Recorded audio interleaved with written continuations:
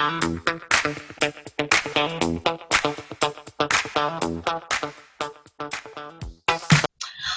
Gabriel. How are you today? I'm doing well, Nancy. Nice to see you. How about you? How are you? I'm doing good. I'm doing good. Can't complain. Well, that's good news. So I thought that perhaps um, I would ask you, like, first of all, like, what do you think portion sizes that we should be aiming for? Because sometimes, people overfill their plates, and sometimes because you're on a plant-based diet, you might need to fill up your plate a little more. That's a great topic. Before I found plant-based vegan nutrition and went to school for a lot of years to become a registered dietitian, I some of the popular notions or beliefs around eating that had come into my sphere that I had learned about were around portion control, portion sizes, limiting our portion sizes, controlling our portion sizes, needing to pay attention to portion sizes, because we know that every food, or at least many foods on the nutrition facts label, people don't always know. If I get a box of something, a bag of something, whatever that food that I purchase at the store might be, usually on the nutrition facts label, sometimes it'll be whatever's the package is the serving. But often there are multiple servings within a package. So if somebody sees, oh, this has 150 calories, they need to pay attention to not only is it saying it has 150 calories, but it might be 3 servings at 150 calories that are contained in that box or that package of food. Or it might be 6 or it might be 12. And so if I eat all of them or if I eat half of them, I need to know that, oh, I'm going to get 600 calories or I might be getting 1,200 calories if I eat this whole bag of nuts or whatever it might be. And so learning how to read nutrition facts labels is important. But again, going back, I always thought, oh, we need to worry or we need to preoccupy ourselves if we want to limit the number of calories we're eating or control the number of calories we're eating. We need to pay attention to portion size. And yes, that is well and true to some degree. But now I look at it very differently than I used to when I was younger and before I received a lot of, or, took part in a lot of education around nutrition to become a registered dietitian. And just through a love of nutrition and health, learned a lot about food, eating food and nutrition.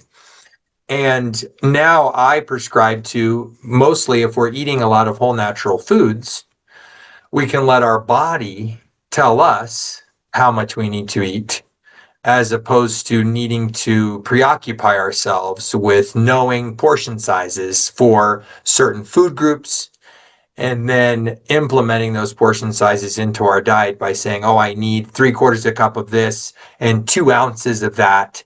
And then having to use, sometimes there are visual cues like, oh, your piece of meat should be no bigger than a deck of cards or something like that, whatever it might be for people who are consuming different kinds of foods.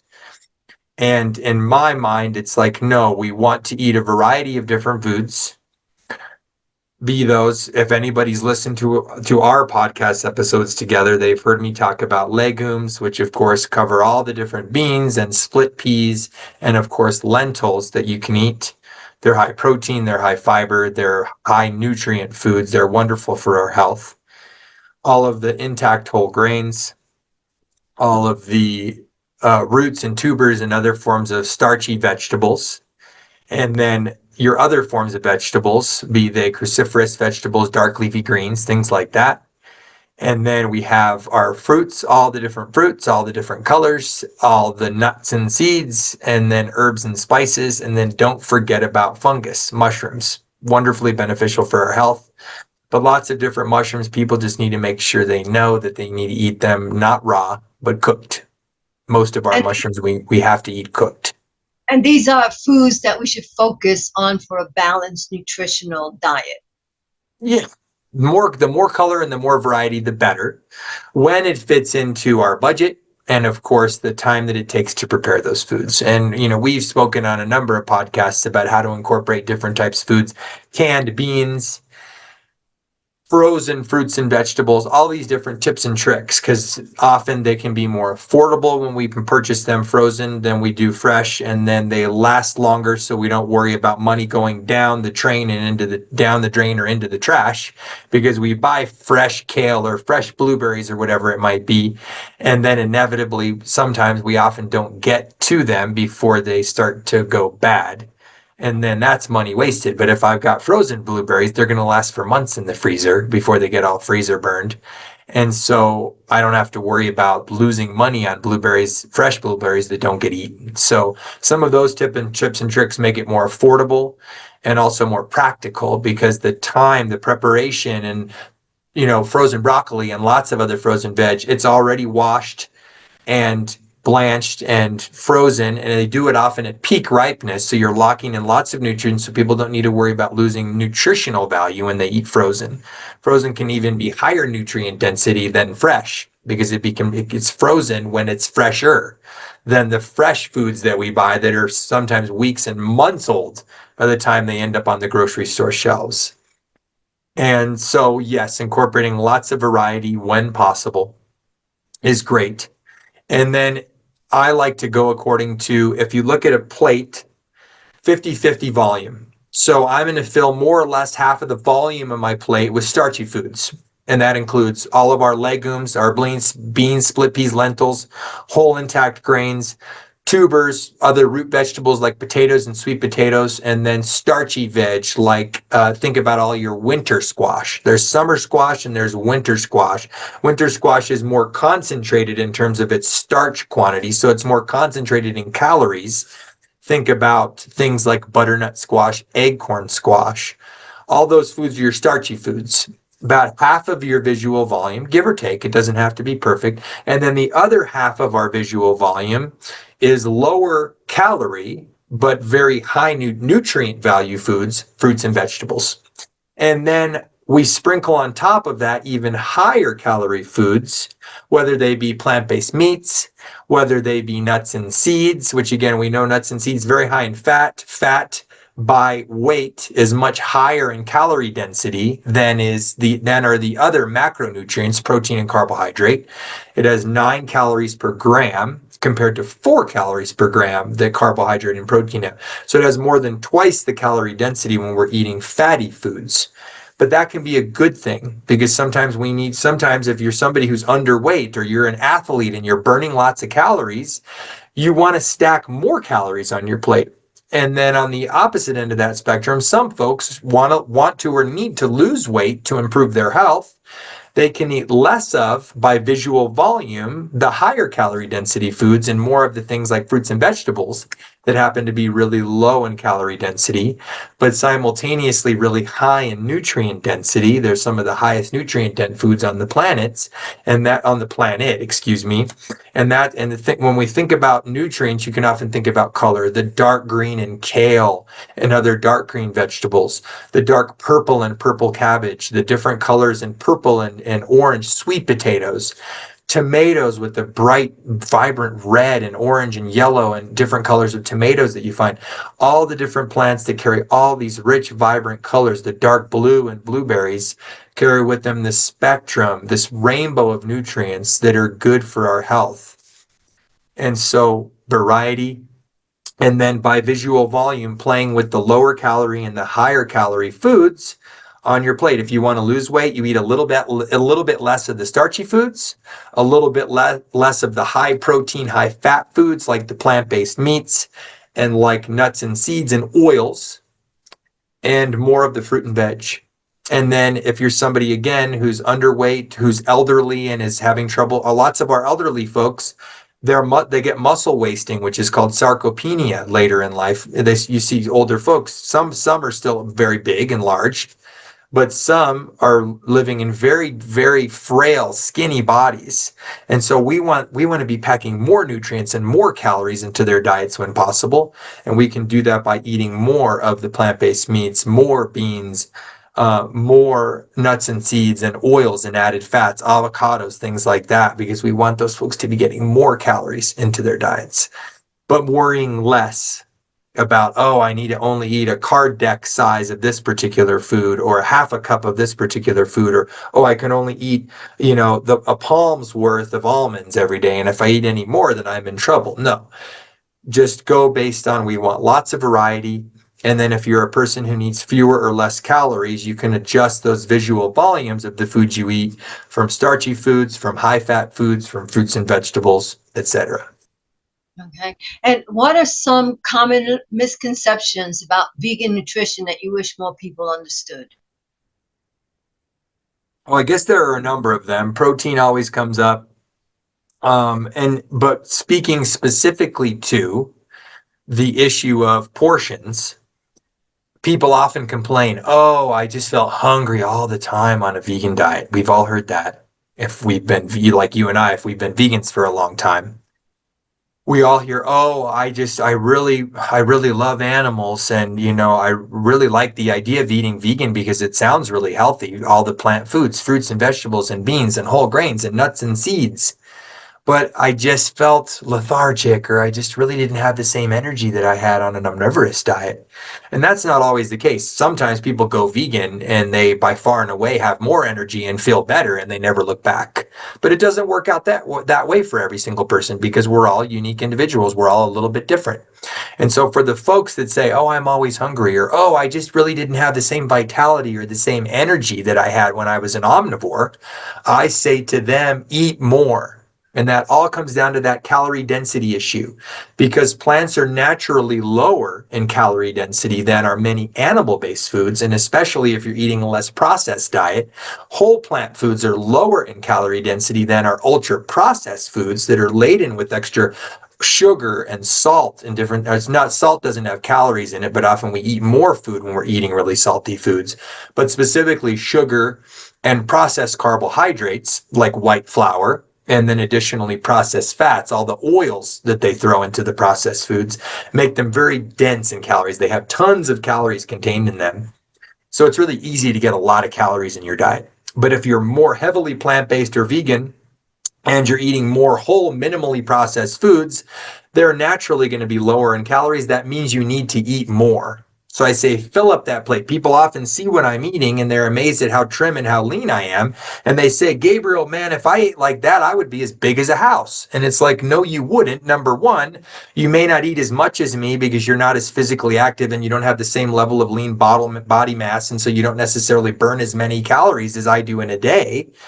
So you'll probably need less food anyway, but they would be trimmer and leaner even in their body eating more than they do now by visual volume, right? This is just visually. They think it looks like more food because visually it has more volume, but it actually carries fewer calories at the end of the day, less energy. Energy is a word that's just the same as saying calories.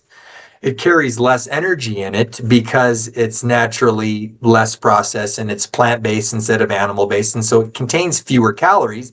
And so that just means you can eat more of it. And that's a real gift for most Americans, because most Americans, right, way over, it's something like 70% or more of Americans, maybe even more than 70% now, are living in bodies that would be considered overweight or obese. And so obviously people are struggling with getting too many calories, more calories than their bodies need, right, to sustain a body weight. And so most people are going to relish or revel, or not revel, but yeah, relish the fact that they're going to be able to eat more food and feel fuller and still not get more calories than their bodies need. So eat more food, more fruits, more vegetables, but especially more of those denser foods. If you're feeling like you're not having energy, more of the starchy foods, beans, lentils, intact whole grains, But you can even have the more processed grains too, like whole grain breads and whole grain pastas. Those are wonderfully healthy too, and they're going to contain more calories. And then some of the healthy plant, fats like nuts and seeds, specifically avocados, and then modest amounts of oil to add extra energy to your diet.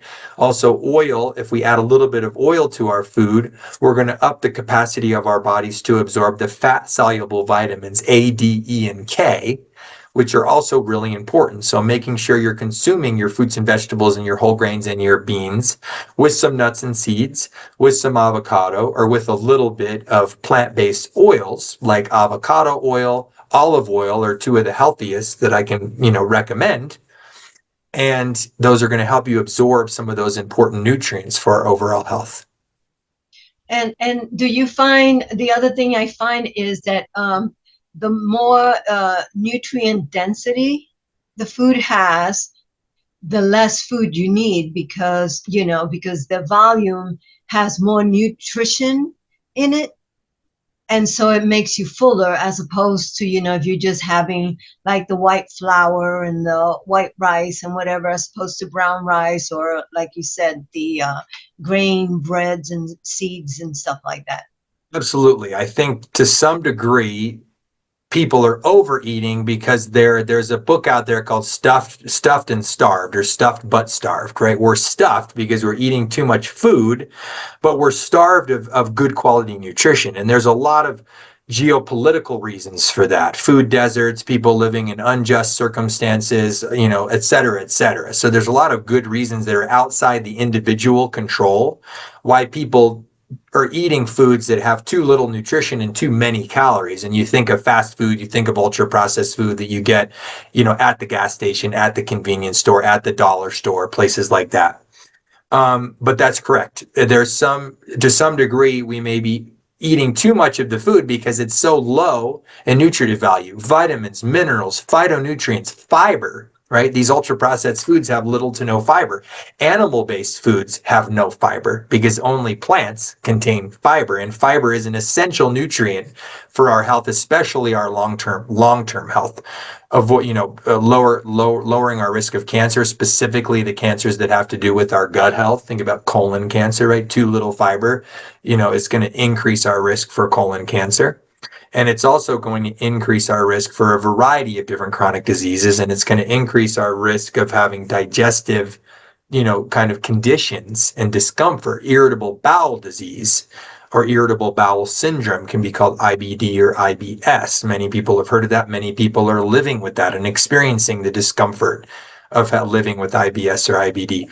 We have to eat a high fiber diet that includes a wide spectrum of different fruits, vegetables, beans, whole grains, nuts, seeds, herbs, and spices, and fungi to keep our guts wonderfully healthy, to maintain that that gut barrier. Because when the tight junctions of the gut get leaky, we have all heard of leaky gut syndrome. They get leaky. In large part, that has to do with not consuming enough fiber, because then our gut doesn't turn around and produce the appropriate compounds that maintain the integrity of those cells that line our gut. And when they don't align like they're supposed to and stay close, stuck together like they're supposed to, then stuff gets, into the bloodstream from the lining of our gut that's not supposed to. And then we end up with this whole host of different chronic inflammatory bowel or inflammatory digestive issues. And so we can avoid that by eating more fiber, and that comes through eating a variety of different plants. Okay, and we should also just touch on the importance of looking at that. You were talking about the nutrition label before, because also it not only tells you the servings of how much is in there, but sometimes I know that I'll look at something in the grocery store and then I go down and it has no nutritional value whatsoever. So there's no protein, but there's 50 grams, or, I'm just making a number up, of sugar or of salt. Like, those numbers are like high, but when you talk about fiber and protein and other stuff, it's lacking. So I think that we should also point out to look for those facts in the nutritional label. Yeah, nutrition labels, there's still work remains to improve the way nutrition labels are built, or that they read out and that they're constructed to make them easier for the layperson who doesn't have a formal education in nutrition and dietetics to be able to interpret and read and understand.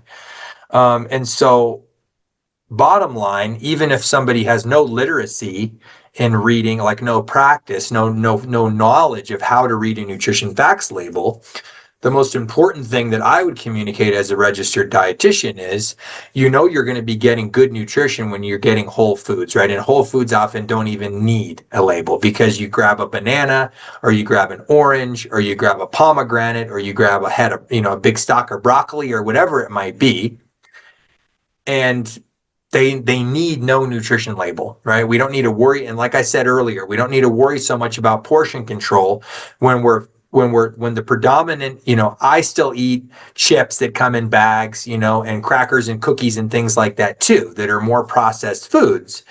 But the predominant amount of food in my diet, I try to get from these whole minimally processed foods, the whole grains, the beans, the potatoes, the sweet potatoes, the winter squash, the fruits and vegetables, all that kind of stuff. And then the extra stuff are just little treats or little things to accompany an otherwise whole plant meal that's made up of whole plant foods. And if people are predominantly doing that with their diet, with their nutrition that they're consuming, they don't need to worry so much about reading nutrition facts labels. But yes, it is important to look at how much sodium is in the food, how much fat is in the food, specifically how much saturated fat is in the food, because the saturated fat is the more harmful, or the potentially dangerous kind, that can raise our LDL, which is our harmful cholesterol, LDL in our bloodstream, which increases our risk for heart attack and stroke. So we want to be mindful of saturated fat. Of course, trans fat is even more dangerous than saturated fat. You get trace amounts of saturated fat in your animal-based foods, like dairy has trans fat. And then, of course, but it's a small amount. And then you also get trans fat predominantly from ultra-processed foods that have been partially hydrogenated. You think of these hydrogenated oils. They did that a lot in the food industry, because hydrogenating the oils makes them more shelf stable. And so you can create, different things that last longer on a shelf, and then they can also have a better consistency. So you think something like Jif peanut butter, they partially hydrogenated that to make the consistency of the peanut butter more regular, right? So that you just got that perfectly creamy, perfectly smooth peanut butter, instead of a natural peanut butter. If you just take peanuts and you grind them down into a butter, and then you let it sit for a while on a shelf, and you do it yourself, or you buy it at the grocery store, just a natural peanut butter, the fat is going to separate from the solids that still remain. And so you see that layer. There's just a layer of peanut oil, and then there's a layer of the solids, and you have to go in there and use some muscle, and you have to grind it up, you mix it up yourself with a butter knife or something, so that you have kind of spreadable peanut butter. And the food industry says, oh, consumers don't want to do that. They want a perfectly smooth peanut butter right when they crack the top open. So they hydrogenate it, but that creates trans fats in the process, which are really bad when it comes to our cardiovascular health, our heart health. And so we want to avoid them at all costs.